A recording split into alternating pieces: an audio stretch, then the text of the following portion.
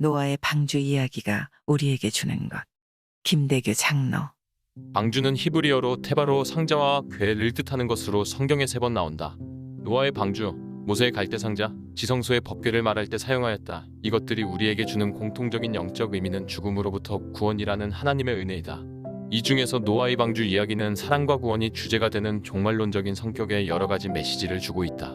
핵심적인 메시지는 방주가 구원의 방주로 교회를 상징하고 있다는 것이다. 공동체로서의 지상교회와 성도라는 개별적인 교회 모두를 의미하는 것으로 교회의 성격과 역할을 말하고 있다. 그런데 이런 개념을 아는 것에서 끝나는 것이 아니라 현실 속에서의 문제점을 개선하여 옳은 방향으로 나가라는 가르침이 강조되어진 마치 옷매무새를 고칠 수 있는 거울과 같은 메시지가 노아의 방주 이야기이다. 타락한 세상은 사탄의 죄 덩어리가 되어 하나님으로부터 튕겨나가 창조하신 것을 후회하신 정도였다. 그래서 대홍수라는 심판으로 멸하려고 하셨다. 그러나 하나님은 사랑이시기에 악은 징벌하셨지만 의인인 노아를 보시고 방주라는 제한된 구원의 역사를 이루게 하셨다. 이는 예수님이 재림하실 때 전개될 마지막 심판의 모형인 것이다. 예수님이 재림하실 세대의 모습이 바로 노아와 롯의 때와 같다고 하셨기 때문이다. 어차피 이 세상은 사탄이 휘저어 놓은 죄로 타락하였기에 멸하기로 하나님은 정해 놓으셨다. 그런데 이것을 알면서도 세상을 즐기거나 놓지 못한 세속화된 성도들이 너무 많다는 점을 어떻게 이해해야 할지, 그럼에도 불구하고 성화되었고 들림을 받는다고 당연하게 생각하는 현실적 사실이 당혹스럽기만 하다. 한마디로 스스로에게 속고 사는 이들이 십자가를 잡았다고 하지만 놓치고 쉽게 사는 이들이 너무나 많다. 이를 하나님께서는 어찌 보고 계실까? 우리는 방주의 이야기에서 진실된 자아를 찾아야 한다. 참된 영혼에 이르기 위함이다. 우리에게 가장 기초적으로 요구되는 것은 반드시 세상과 구별되어야 한다는 점이다. 세상과 벽을 쌓는 것이다. 세상의 것이 내 안에 들어오지 못도록 차단시키는 것이다. 이를 위해 내 마음의 역청을 안팎으로 쳐바르는 것이다. 공동체인 교회도 마찬가지이다. 거룩하게 되기 위함이요 살아남아 들림을 받기 위해서이다. 이것은 방주에 물이 들어오지 못하게 해야 물 위에 뜰 수가 있는 이치와 같다. 그래서 방주에 역청을 바른 것이다. 역청은 히브리어로는 토페르인데 덮는다는 뜻으로 속량 속죄를 의미하는 것으로 속죄제물을 나타낸다. 예수 그리스도의 상징이다. 구원은 오직 속죄제물이 대신 주 예수 그리스도에 의한 것임을 역청을 바른 방주를 보아서도 알 수 있다.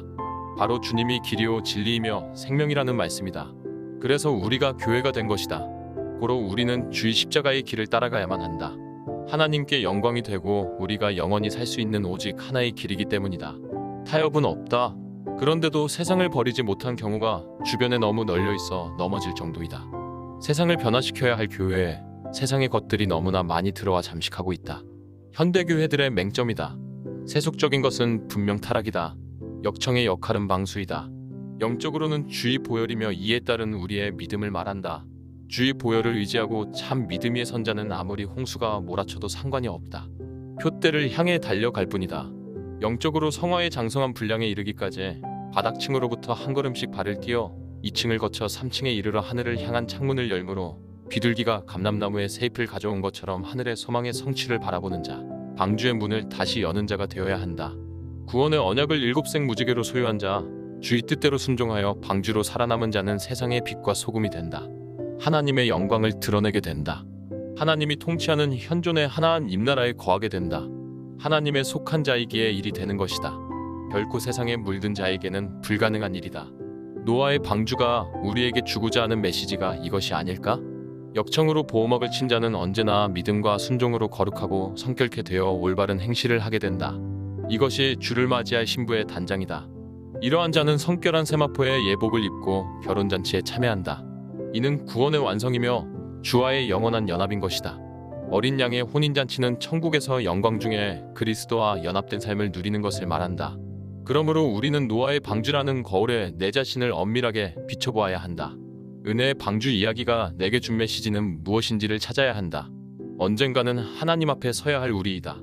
노아의 방주는 우리에게 역청을 바르라고 쉬지 않고 손짓을 한다. 그 손짓이 우리에게 하나님 앞으로 나갈 수 있는 사랑의 손짓이 되어 가슴속에 있어야 우리는 살 수가 있다.